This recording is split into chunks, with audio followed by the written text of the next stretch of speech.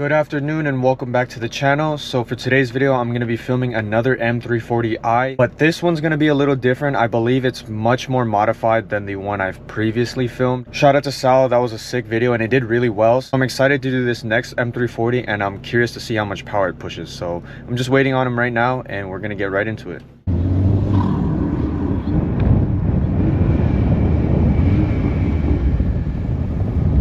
So why don't you introduce yourself and your car to the viewers? All right, guys, my name is Drayden. Some of you guys know me as @I'mStock_for_sure. And here we have my Ruby Star 2020 M340. So why don't you talk about why you chose the M340 and then also just your journey with cars? The reason why I chose this car is I did a lot of research. Yeah. I got it about 2.5 years ago now, and at the time I was thinking of, you know, what would be cool. And to be honest, I was just like young and I was like, which I still am, but I was just intrigued by the idea. It was new at the time, so I was like, I'll try to dive into it. There was a lot of hype behind the cars. So then when I got into it, I was super excited. I was excited to get my hands on the car, and then over the 2.5 years, it's turned into something I never thought it would be. And then especially with the whole car community and stuff, and it's great to be in network and make friends and stuff. And then what got me into cars, when I was super young, my grandfather owned a shop. He worked on Corvettes a lot, and so he would build them to like about 1,000 horsepower and race them all around. He used to go to Irwindale and stuff. And then the reason why I chose BMW is because back in the day, my dad had a brand new E92 M3. Nice. So when he got that, I always knew I wanted to have a BMW eventually. All my friends always knew me for my dad's car and stuff, so I was like, one day I want to get my hands on one of those cars. So I kind of took my grandpa's passion from his shop and stuff, and then my liking for BMW, and just compressed it into one. So we're gonna do a quick build, breakdown, and walk around of the M340. So yeah. Why don't you start off with the front and just kind of talk about what's going on right here. So in the front here we have the carbon grills, carbon lip, shout out DMB Carbon. And then we have the Euro headlights from West Coast Euros, great guys as well on Instagram. And then only the real people know, inside the grills we have them wrapped the same as the Ruby Star. Shout out Cultivate Studio. And then under here, just the basic stuff. We have carbon intake, dine-in intake. We have a couple of fueling stuff done, tucked away. And then of course the great old catless downpipe as well. And I mean, yeah, nothing too crazy, just the good old regular stuff. In terms of like power that you're pushing, can you like estimate it, or do you have like some dyno I would say if I had to guess, it's probably between about 530 to 550. Just because you can only push so much on the stock turbos before they go boom. But I mean, I'd say max out everything that you could do. Yeah. I mean, the only thing I could do is put a big single and build the trans, but it's got pretty much everything else. And in terms of the tune, like what kind of tunes are you running for this? Yeah, so I'm on a blend. If I'm just driving around regularly, like family and stuff like that, I'll just run regular off-the-shelf 91. But then once I hop on a mix, if I'm going to car meets and stuff, I have custom E50 tune. Okay.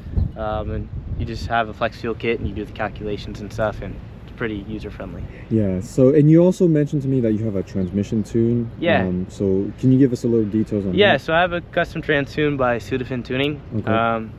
So for most people that do tune transmissions, they know what XHP is, and then if you custom tune it, it kind of just really throws it in there, which you'll kind of see the car. Like a lot of people miss about the F8X cars is the DCT. Yeah. But what I always tell people, when you tune the ZF8 transmissions, it's like, it almost is like a DCT, because when you step it, it's very jerky, and like your shifts between third and fourth, you'll feel the car literally lunge you forward. So. Okay, so I guess we'll experience that soon.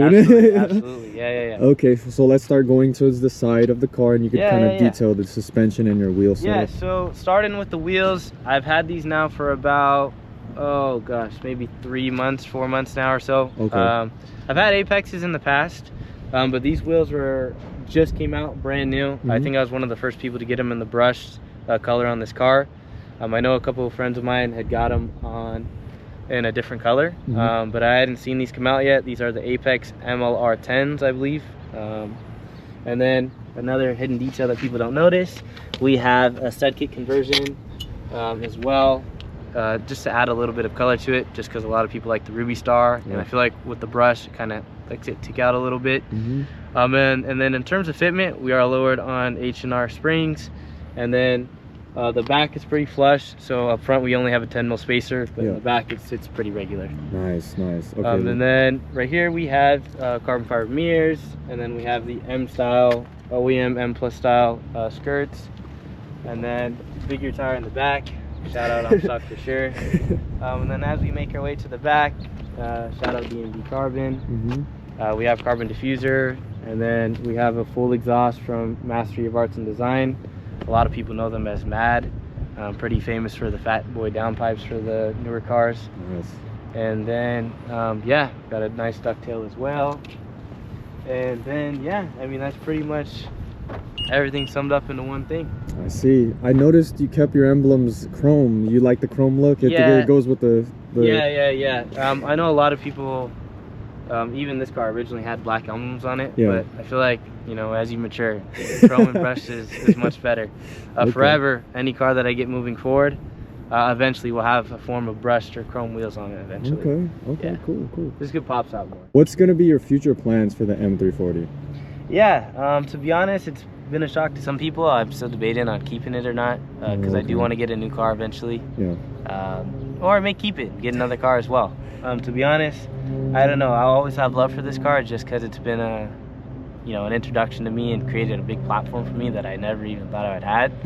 I just bought the car and was like, this probably will be fun, and it turned out to being more than I ever could imagine it. But if I do keep it, it's definitely gonna get some more sauce to it. You know, my goal is always to make it different and just give something for people to look at on the road. I know I have a lot of people that aren't even car people on the road. Thumbs up here. So I'd probably just say, I mean, in terms of the looks and build wise, I'd say it's pretty much complete.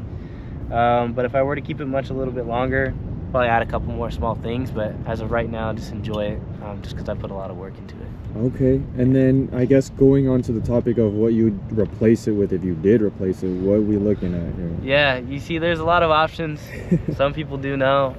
I've been kind of keeping it secretive. You know, a lot of people have been throwing G80s at me, which have been a consideration of mine. G80. But the only thing is I feel like you see them, you know, everywhere now. That's true. Of course, you know, the nicer specs stand out. You know, maybe we run it back with the Ruby Star one more time, but we'll see. We'll see what we do. Is there any other consideration besides the G80 M3? Because I have a couple of options. Maybe thinking supercars, but if it's any, you know, cars like this, I'm not going anywhere other than BMW. So I'll leave it at that. Why don't we do a quick ownership review and just some pros and cons of this platform? A lot of the pros outweigh the cons. One of the pros being very user friendly. I feel like you don't have to know much about cars, even BMWs in general, to do your research and even just get your hands on one of them. Super fun cars, very dailyable if it's your only car. Very affordable. I feel like if you work the average job and you don't really have much bills or anything like that, very affordable and easy to get into. And you can make them really fast. If you really want to dump a lot of money into them, I mean, you can make them fast. And then if you follow your maintenance and stuff, pretty reliable. The only cons I would say really is that once you get into M cars and stuff like that, you do start to notice there is a little bit of a detachment in terms of the cars are different. I would say that they obviously are fast and stuff, but the experience is different. Especially the big debate between F8X cars and the M340s. I definitely feel like when you talk about the F8X cars, you got to put a lot of respect on them, just because they are what they are. They are M cars, and they are very fun to drive. So I feel like you miss sometimes that experience in terms of that like driver focused car. But in terms of power and stuff, I mean, yeah, you can't go wrong. So yeah. Speaking of the F8X, what's your thoughts on the B58 S55 beef? Like... Yeah, no. So I hear this a lot. I mean, it just depends what you prefer, to be honest. I mean, I'll tell you this: I'll take an F8X car over this car in general. If I was to go and buy them again. But in terms of power-wise, I mean, they both can hang with each other. I mean, it really just depends what's done to each car. If you were to say like which one in general is faster, I guess, like stock for stock and also mod for mod, like which one is I mean, stock for stock and pretty much even mod for mod, I would definitely say the S55 is faster. Okay. But the thing is once you start going upgraded turbo and stuff, I think that's where the balls start to turn a little bit. Oh, so you're saying B58 and the upgraded turbo space is probably a little bit faster. Yeah, if you plan on really building out the car and going upgraded turbo and stuff, I mean, I'm definitely personally taking this over that. Okay. Just because it already comes with a single turbo kit, like it already is a single turbo car. Yeah. And you know, the S55 is on a twin turbo car. So in terms of if we're starting to upgrade turbos and stuff, I mean, I'm taking this car, but in terms of just having the car, driving the car and enjoying it, I'm taking that car. Okay. Yeah. Do you have any advice for anyone kind of looking to get into the M340 platform? Yeah, I feel like I've seen the market a little bit. I feel like now, or even just down the line, I mean, it's a good car to get into. Mm-hmm. It is definitely, like I said, user-friendly and pretty affordable for most people. And just to do simple bolt-ons is also very affordable. So I definitely say, if you are in the market, that you should be, you know, not only excited, but you know, feel confident and positive that it's something that you can get your hands on. Obviously, I've taken a lot of time to build this car by myself, but you know, it's one of those things where it's just, you can do anything you kind of put your mind to. If it's something that you feel confident in, then I think you absolutely can go for it.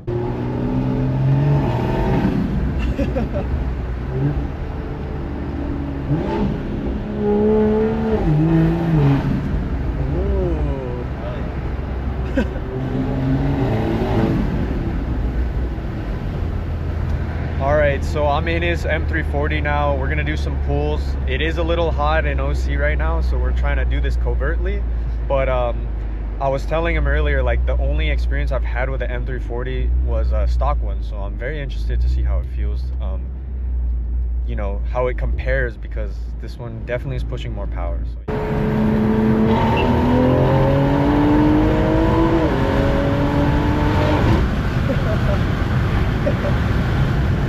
I like that one.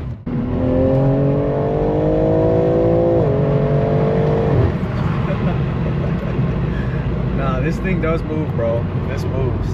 Nah. Oh yeah. Yeah, this thing moves. He might give me some clips of some runs he's done in Mexico. We'll see. But yeah, it was really enjoyable, you know, filming this M340. It's an eye catcher for sure. Like his rap, literally we were passing by some random guys and they were like, whoa, like they literally yelled out. It was wild. But yeah, I was really enjoyed filming this build, and we're about to do some pulls in the M4 CSL. Dude got the USB and he got the tunes playing in the background. Oh yeah. That's clean. That's crazy.